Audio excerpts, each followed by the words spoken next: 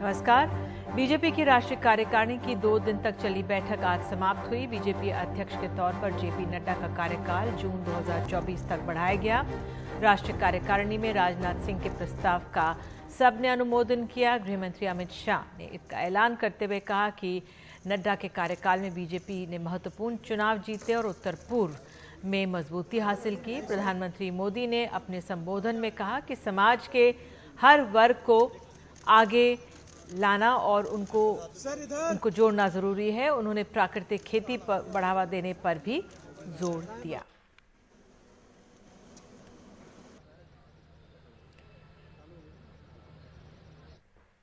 वाराणसी और उज्जैन की तरह मथुरा में भी उत्तर प्रदेश सरकार बांके बिहारी मंदिर का कॉरिडोर बनाने की तैयारी में है।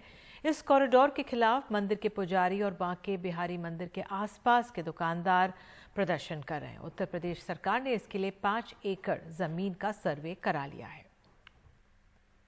कितनी तकलीफ आपको जब आपने सुना कि सब टूटेगा? सब इतनी तकलीफ है मेरे कि मुझे तो मार दो। हम मर जाएंगे।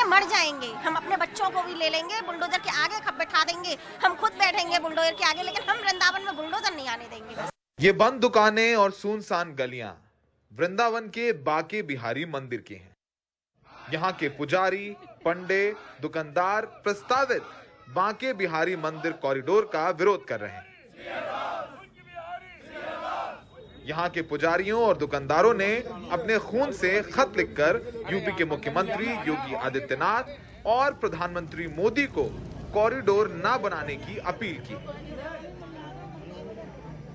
70 साल की बुजुर्ग शकुंतला देवी बांके बिहारी मंदिर के ठीक पीछे रहती हैं। हमें देखते ही हाथ जोड़कर रोने लगती हैं। कहती हैं कि कॉरिडोर की वजह से इनका घर टूटा तो बांके बिहारी से दूर हो जाएंगी, इसलिए पहले ही सरकार उन्हें जहर देकर मार दे। जीवन हमारा नहीं रहे, नहीं बड़े भाई, नहीं हम तनों का हमारा मरण नहीं है जा ठाकुर जी, तो हमें जो सरकार हमें जिंदे रहना है। हमारे पर वो चला दे भैया और हमारे जहर देके हमें मार दे। बांके बिहारी मंदिर कॉरिडोर को बनाने के लिए यूपी सरकार ने हाईकोर्ट के आदेश के बाद मंदिर के आसपास 5 एकड़ की जमीन चिन्हित की है, जिसमें सब मिलाकर 300 से ज्यादा घर, मकान और कुछ मंदिर भी शामिल हैं, जिनका ध्वस्तीकरण किया जाएगा।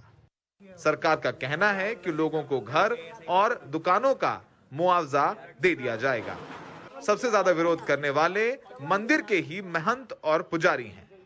ये गद्दी है, अब गद्दी को अपनी को छोड़ के कहाँ जाएंगे? आज 400-500 वर्ष से हम लोग रह रहे हैं यहाँ, उसका नाश किया जा रहा है, क्या मतलब है? ये विरोध प्रदर्शन देखते हुए मथुरा की सांसद हेमा मालिनी लोगों को समझाने वृंदावन पहुंची थी। हमारा भी रिस्पॉन्सिबिलिटी है कि कॉरिडोर बने तो वृंदावन एज इट इज रहे। मैं भी चाहती हूँ कि वो प्राचीन काल का जो स्वरूप है वृंदावन का, वो वैसे के वैसे रहे। उसके हिसाब से ही जो कॉरिडोर बनेगा वैसे बनेगा। वृंदावन कॉरिडोर के खिलाफ वृंदावन के पुजारी सुप्रीम कोर्ट पहुंच गए हैं। पूरे मामले पर सुप्रीम कोर्ट 23 जनवरी को सुनवाई करेगा। ये बांके बिहारी मंदिर है वृंदावन का, और इसी मंदिर के दर्शनों में सुगमता हो, सरलता हो, इसके लिए कॉरिडोर बनाया जा रहा है। लेकिन यहाँ के ब्रजवासी इसका विरोध कर रहे हैं। वैसे तो पुराणों में कहा गया है कि जो श्री कृष्ण के सखा सखी, उनके ग्वाल बाल थे, वही हर जन्म में यहाँ पैदा होते हैं और ब्रज में उनका निवास रहता है। तो वही ब्रजवासी इसका विरोध कर रहे हैं। तो सरकार के सामने चुनौती है कि ब्रजवासियों को भी संतुष्ट करना है, कॉरिडोर भी बनाना है, क्योंकि यहाँ के लोगों का कहना है कि मुआवजे की बात नहीं है, बात उनकी आस्था की है, क्योंकि इन्हीं गलियों से, इन्हीं चबूतरों पर श्री कृष्ण कभी खेला करते थे और पैसे मिले भी तो क्या मिले जब भगवान से ही दूर हो गए। सहयोगी जेवियर थॉमस और सौरभ गौतम के साथ वृंदावन से सौरभ शुक्ला, एनडीटीवी इंडिया। दिल्ली सरकार और उपराज्यपाल के बीच खींचतान बढ़ती जा रही है। दिल्ली विधानसभा में आज दिल्ली के मुख्यमंत्री अरविंद केजरीवाल ने आक्रामक अंदाज में उपराज्यपाल के काम के तरीके और उनके अधिकार क्षेत्र पर सवाल उठाए। कौन है एलजी? कहां से आ गया एलजी? किस बात का एलजी? कौन एलजी? कौन लेफ्टिनेंट गवर्नर? हमारे सर पे बैठ गया के लेफ्टिनेंट गवर्नर। अब वो तय करेंगे कि हम अपने बच्चों को कहां पढ़ाएंगे। ये सब लेके कुछ इस तरह के आक्रामक अंदाज में अरविंद केजरीवाल ने मंगलवार को दिल्ली विधानसभा में उपराज्यपाल पर जमकर हमले किए और उनको घेरा। केजरीवाल फिनलैंड में होने वाले टीचर्स ट्रेनिंग प्रोग्राम पर एलजी की आपत्ति और रोक से नाराज हैं। क्या कहते हैं, पराए घर में अब्दुल्ला दीवाना, ये एलजी कौन हो गया? केजरीवाल ने कहा कि जब 2018 में सुप्रीम कोर्ट साफ कर चुका है कि केवल 3 विषयों को छोड़कर चुनी हुई सरकार का फैसला मानना उपराज्यपाल के लिए बाध्यकारी होगा, तो फिर उपराज्यपाल फाइलों पर आपत्ति लगाकर सरकार को ठप करने में क्यों लगे हैं? उन्होंने कहा कि मैंने मना थोड़ी किया है। मैंने कहा जी 2 बार आपने वापस भेज दी फाइल, 2 बार आपने लिखा, क्या लिखा? पहली बार लिखते हैं मुझे ये बताया जाए कि क्या डीओपीटी की गाइडलाइंस का पालन किया गया। ये जिस यूनिवर्सिटी में भेज रहे हो, इस यूनिवर्सिटी ने और कौन कौन से कार्यक्रम कराए, इससे क्या ऑब्जेक्टिव हासिल होगा। अरे मैं मुख्यमंत्री हूं, मैंने देख लिया यार सारा। मैंने एलजी साहब को बोला, मैंने कहा सर आप मेरे हेडमास्टर थोड़ी हो। फिनलैंड में होने वाले टीचर्स ट्रेनिंग प्रोग्राम पर रोक के बाद दिल्ली विधानसभा में 2 दिन से हंगामा हो रहा है। मंगलवार को आम आदमी पार्टी विधायक इस मुद्दे पर चर्चा कर रहे थे तो बीजेपी ने केजरीवाल सरकार में भ्रष्टाचार का आरोप लगाया और सदन में चर्चा की मांग की, जिसके बाद हंगामा हुआ। बीजेपी विधायकों को मार्शल से बाहर करवा दिया गया, जिसके बाद विधायकों ने विधानसभा में अंबेडकर प्रतिमा के नीचे बैठकर धरना दिया। कम शब्दों में दिल्ली में इस समय समस्या ये है कि सुप्रीम कोर्ट के 2018 के आदेशों के मुताबिक केवल 3 विषयों को छोड़कर बाकी सभी में दिल्ली की चुनी हुई सरकार के फैसलों को मानना उपराज्यपाल के लिए बाध्यकारी है, जबकि दिल्ली में अभी स्थिति ये है कि उपराज्यपाल की सलाह मानना चुनी हुई सरकार के लिए बाध्यकारी हुआ पड़ा है। दिल्ली से मैं शरद शर्मा, एनडीटीवी इंडिया। भारत जोड़ो यात्रा 2 दिन बाद पंजाब से जम्मू कश्मीर पहुंचने वाली है। यात्रा को लेकर पंजाब भी अलर्ट पर है, लेकिन बावजूद इसके एक शख्स सुरक्षा तो घेरा तोड़कर राहुल गांधी तक पहुंचने में कामयाब रहा।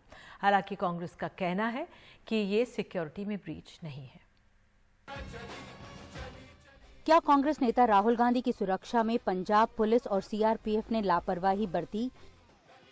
क्या सुरक्षा में चूक के कारण ये शख्स राहुल गांधी का सुरक्षा घेरा तोड़ने में कामयाब हुआ? वैसे खुद राहुल गांधी चूक नहीं मानते, बल्कि दलील दे रहे हैं कि ये भारत जोड़ो का उत्साह है और लोगों का प्रेम है।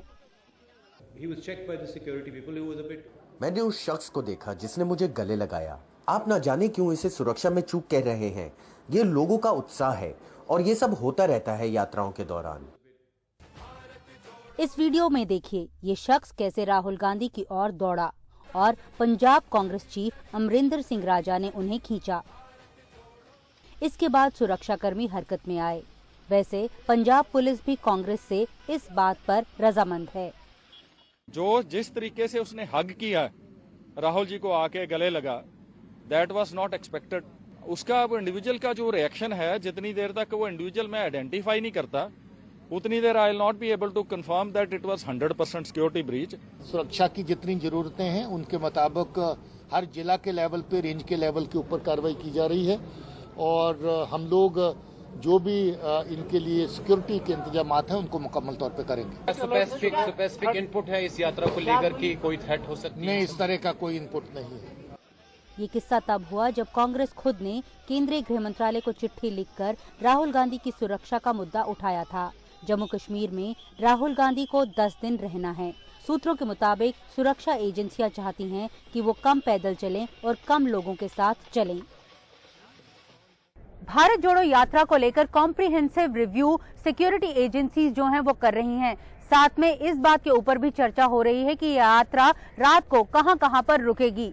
लेकिन ये बात तय है कि जनवरी 19 से जनवरी 30 तक जब ये यात्रा जम्मू कश्मीर का दौरा करेगी, तब सिक्योरिटी एजेंसी अपने हाईएस्ट अलर्ट पर रहेंगी। नई दिल्ली से नीता शर्मा, एनडीटीवी इंडिया के लिए।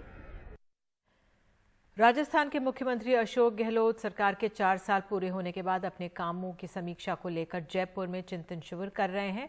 2 दिन तक चलने वाले इस चिंतन शिविर में 8 ग्रुप बनाए गए। गहलोत सरकार के इस चिंतन शिविर का मुख्य उद्देश्य सभी विभागों के कार्यों का लेखा जोखा लेना है। वहीं पूर्व उप मुख्यमंत्री सचिन पायलट 5 दिन अलग अलग जिलों में किसानों और युवाओं के साथ सभाओं को संबोधित कर रहे हैं। उन्होंने किसान सम्मेलन की शुरुआत नागौर के परबतसर से की है। इसके बाद सचिन पायलट हनुमानगढ़, झुंझुनू, पाली और जयपुर में सभा करेंगे। पश्चिम बंगाल के मुख्यमंत्री ममता बनर्जी ने सुप्रीम कोर्ट कोलिजियम से जुड़े हालिया विवाद पर बयान दिया है। उन्होंने कहा है कि न्यायपालिका को पूरी आजादी होनी चाहिए, लेकिन केंद्र इसमें दखल देने की कोशिश कर रहा है।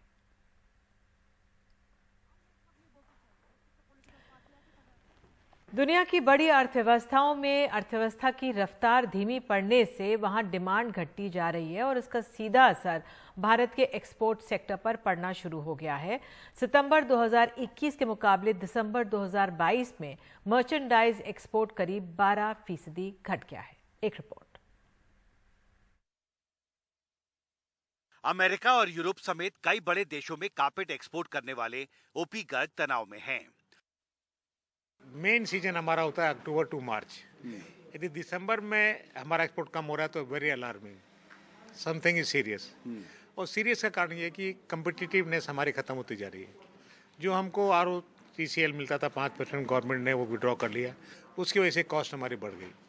अभी इंटरेस्ट सबवेंशन 5 की जगह 3% हो गया और इंटरेस्ट हमारा 9% पे आज बैंक इंटरेस्ट चार्ज कर रही है। एक कारपेट इंडस्ट्री ऐसी है जिसमें 1-2 साल का इन्वेस्ट करना पड़ता है। वाणिज्य मंत्रालय की तरफ से जारी ताजा आंकड़े इसकी तस्दीक करते हैं। दिसंबर 2021 के मुकाबले दिसंबर 2022 में कारपेट एक्सपोर्ट 21.93% घट गया। दरअसल मंदी का असर कारपेट समेत 13 सामानों के निर्यात पर पड़ा है।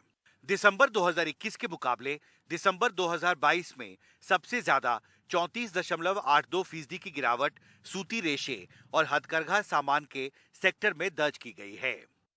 हाथ के बने कालीनों को छोड़कर हस्तशिल्प सेक्टर में गिरावट 30.97% है।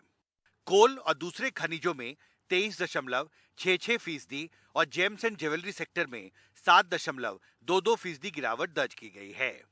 ट्रेड डेफिसिट में ज्यादा बड़ा कारण एक्सपोर्ट में गिरावट दर्ज हुई उसके कारण आया है। हमारा अगर 2022 का डेटा देखें पूरे कैलेंडर ईयर का, तो हमारे एक्सपोर्ट में रफली 37-38% गिरावट आई है। उसके 2 प्राइम रीज़न हैं। एक बहुत बड़ा रीज़न है कि हमारा जो एक्सपोर्ट चीन को है वो बेसिकली रॉ मटेरियल इंटरमीडिएट्स का है। हम iron ore, copper, aluminium, steel, ये सब उस चीन को ज़्यादा भेजते हैं। और चीन क्योंकि लॉकडाउन में रह रहा तो चीन में ओवरऑल इंडस्ट्रियल एक्टिविटी कम हो गई, जिसका प्रभाव हमारे इन रॉ मटेरियल एक्सपोर्ट पर पड़ा है। तो चीन से raw material intermediate parts component भी आ रहे हैं, फिनिश गुड्स जो आ रहे हैं उनका जरूर एक चिंता की बात है।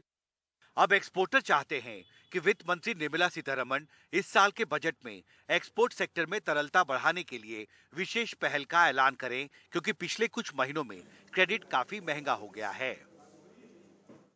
बजट 2023 से ठीक पहले एक्सपोर्ट में आई गिरावट को लेकर चिंता बढ़ती जा रही है। अंतर्राष्ट्रीय अर्थव्यवस्था में अगर मंदी का दौर ज्यादा लंबा चला तो भारतीय एक्सपोर्टरों पर इसका असर भी बढ़ता जाएगा। अब देखना महत्वपूर्ण होगा कि इस साल के बजट को अंतिम रूप देने में जुटी वित्त मंत्री इस बढ़ती चुनौती से निपटने के लिए क्या नए फैसलों का ऐलान करती हैं। नोएडा से कैमरा पर्सन राकेश सिंह के साथ हिमांशु शेखर, NDTV इंडिया। लश्कर-ए-तैयबा के आतंकी अब्दुल रहमान मक्की को संयुक्त राष्ट्र ने वैश्विक आतंकवादी लिस्ट में शामिल किया है। संयुक्त राष्ट्र सुरक्षा परिषद की इस लिस्ट में किसी आतंकी का नाम तभी जोड़ा जाता है जब उसके खिलाफ पुख्ता सबूत मौजूद हो। इसमें शामिल होने वाले आतंकियों की संपत्ति फ्रीज कर दी जाती है, उनके यात्रा करने पर प्रतिबंध लगाया जाता है और उन्हें किसी भी तरह के हथियार मुहैया कराने पर रोक लगा दी जाती है। 68 साल का अब्दुल रहमान मक्की 26/11 हमलों के मास्टरमाइंड हाफिज सईद का रिश्तेदार है। हाफिज सईद जेल में है। पाकिस्तान की आतंक विरोधी अदालत ने उसे 30 साल से ज्यादा की सजा सुनाई है।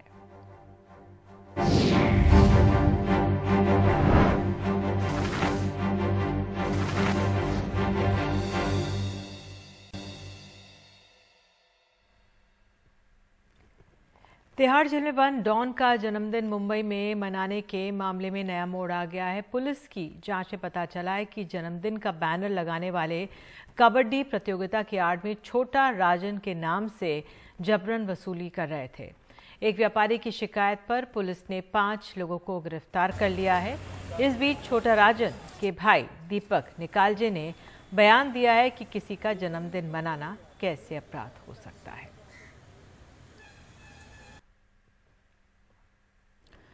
हैदराबाद के 8वें और आखिरी निज़ाम मुकर्रम जहाँ शाह का निधन हो गया है। 14 जनवरी को तुर्की के इस्तांबुल में 89 वर्ष के उम्र में उनका निधन हुआ।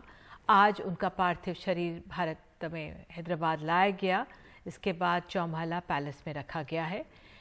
कल आसफ जाही परिवार के मकबरे पर दफनाया जाएगा। निज़ाम की आखिरी इच्छा मातृभूमि में दफनाए जाने की थी। 1933 में जन्मे शाह मुकर्रम तुर्की चले गए थे और वहाँ ही रह रहे थे। निज़ाम खानदान की रईसी के किस्से बहुत मशहूर हैं, लेकिन जब उनका निधन हुआ तब वो सिर्फ 2 कमरे के मकान में रह रहे थे। तो इसी के साथ फिलहाल खबरों में इतना ही, लेकिन खबरों का सिलसिला NDTV इंडिया पर जारी रहेगा। नमस्कार।